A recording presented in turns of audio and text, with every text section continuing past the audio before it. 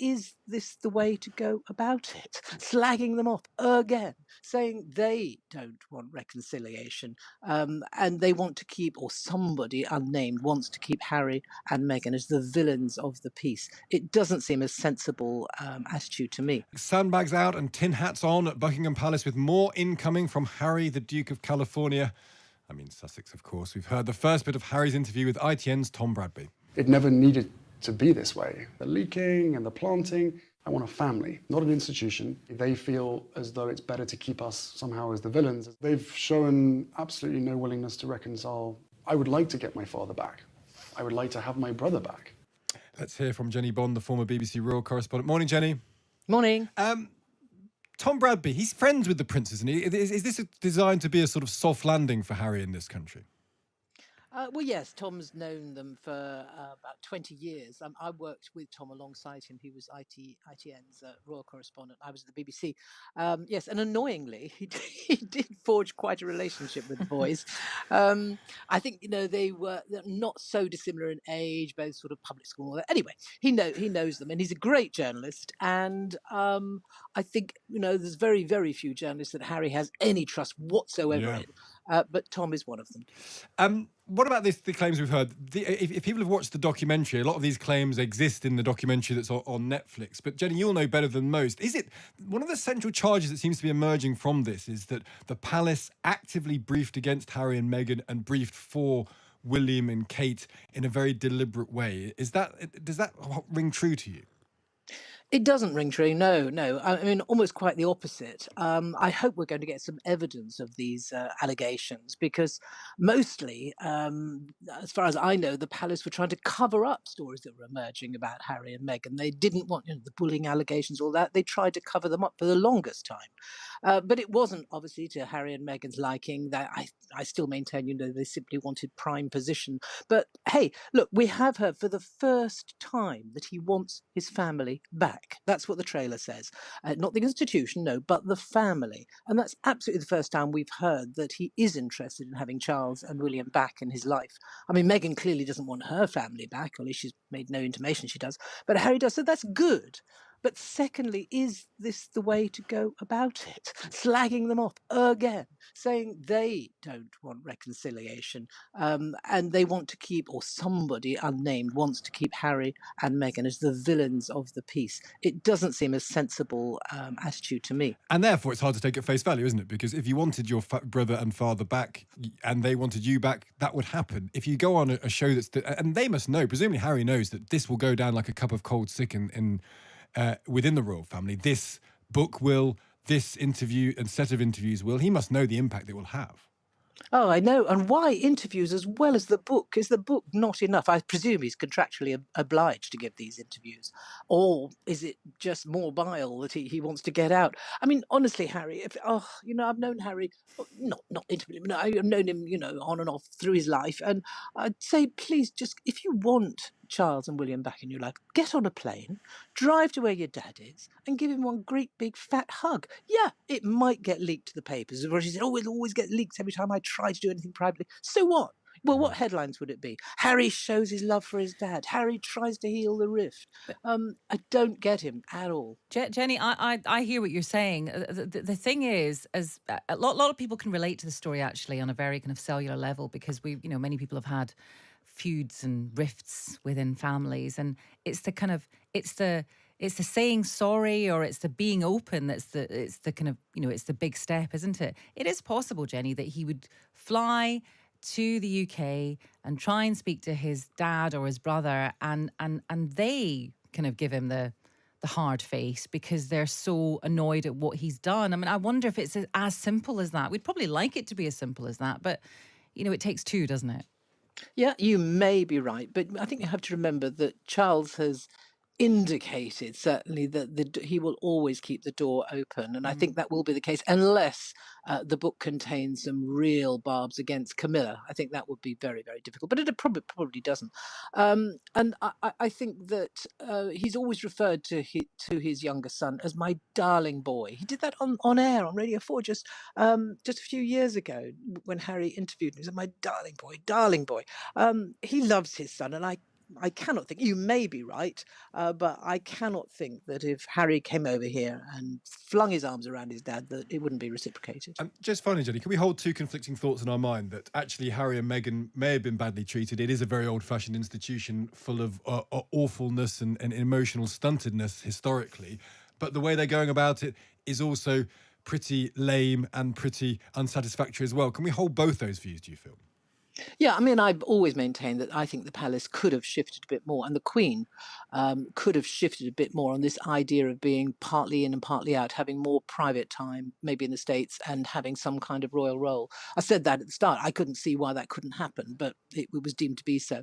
So yeah, I think there's a bit of fault on both sides. But I'd just love to know what Harry really wants. I mean, does he want to rewrite history? Does he want to be the firstborn? Does he want to be king? I mean, he despises the institution, but he seems to want what William's got. Yeah, or maybe he wants a few quid from a book. That's the other thing we can't rule out, I suspect as well. Jennie Bond, great to speak to us. We always learn something when we speak to you. That's Jennie Bond, the former BBC royal correspondent. My darlings, welcome back to the channel. Before we dive into today's deliciously thought-provoking topic, let me remind you, if you enjoy this content, if it resonates with you, or if you simply adore hearing alternative takes on the royal saga, consider supporting our channel with a super thanks. It helps us keep delivering these insights, and honestly it keeps the kettle boiling for all the Prince Harry. A man who, much like everyone else, dares to dream of a life where he doesn't have to shuffle awkwardly behind his older sibling, reminding people he's the spare. A man who just wants to live his truth, albeit on a Netflix budget. And yet, despite the countless ways he's been dragged through the tabloids, it seems the narrative refuses to evolve. Let's address the commentary that's making the rounds, courtesy of former BBC royal correspondent Jennie Bond ST we're about to spill. Now let's dive in, shall we? Harry has never quite fit the royal mould.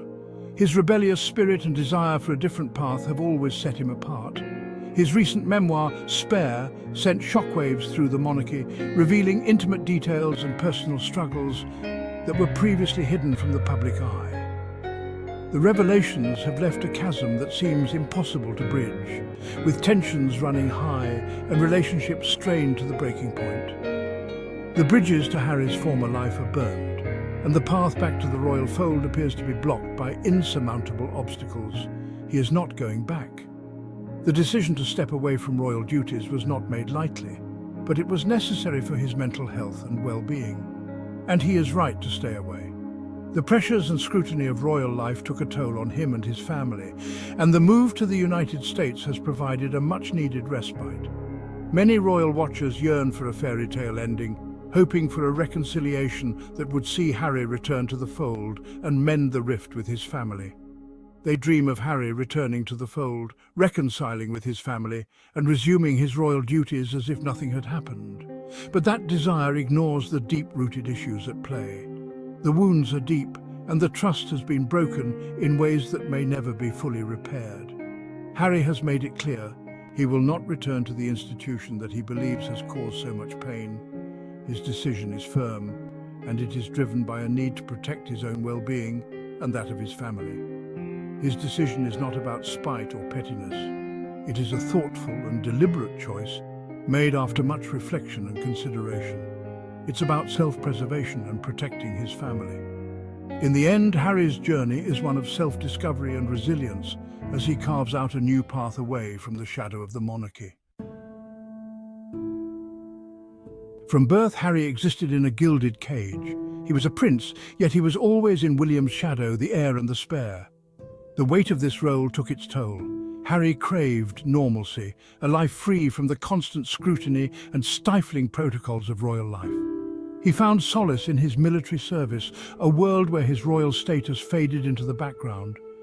But even that escape was temporary. The press hounded him relentlessly, their cameras capturing his every move. The pressure was suffocating, a constant reminder of the life he never chose. Royal correspondents, those self-appointed chroniclers of the monarchy, have had a field day with Harry's departure. Their pens have been busy, their cameras ever watchful, capturing every moment of his exit from royal duties. They paint him as a petulant child throwing a tantrum over perceived slights. Headlines scream accusations and articles dissect his every move, questioning his motives and integrity. The British public too seems divided. Some empathise with Harry's plight, understanding his desire for a life away from the relentless scrutiny. They see a man trying to protect his family and mental health. Others, however, accuse him of betraying his family and country, viewing his actions as a selfish abandonment of duty. This is the court of public opinion, a fickle and often cruel judge. It sways with the tides of media influence and public sentiment, rendering verdicts that can be as harsh as they are swift. But Harry has refused to play their game.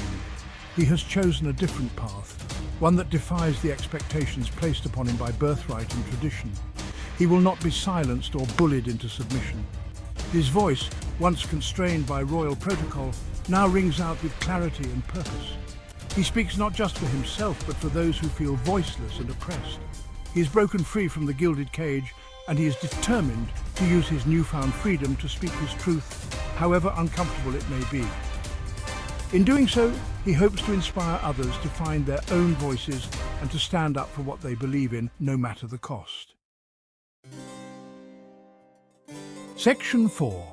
Trapped by tradition. The monarchy, for all its pomp and ceremony, is an institution trapped by tradition. It is resistant to change, clinging to outdated protocols and hierarchies. This rigidity has stifled generations of royals, forcing them into preordained roles that leave little room for individual expression or happiness. Diana, Princess of Wales, understood this all too well. She chafed against the constraints of royal life, her every move dictated by tradition and protocol. In many ways, Harry is his mother's son. He possesses the same rebellious spirit, the same desire to break free from the suffocating grip of the monarchy. Section 5. The price of freedom. Freedom, however, comes at a significant price. Harry and Meghan have sacrificed much in their pursuit of a life outside the royal bubble. They have relinquished their royal titles, their income, and their home in Britain, their birthplace. They have faced intense criticism and scrutiny, their every move dissected by the relentless media. But through it all, they have remained steadfast in their commitment to each other and to their vision of a better future. They are building a new life, one free from the constraints and expectations of the British monarchy. Section 6. Reconciliation requires 2. The calls for reconciliation ring hollow in the wake of Harry's revelations. The monarchy, it seems, wants the prodigal son to return without addressing the issues that drove him away.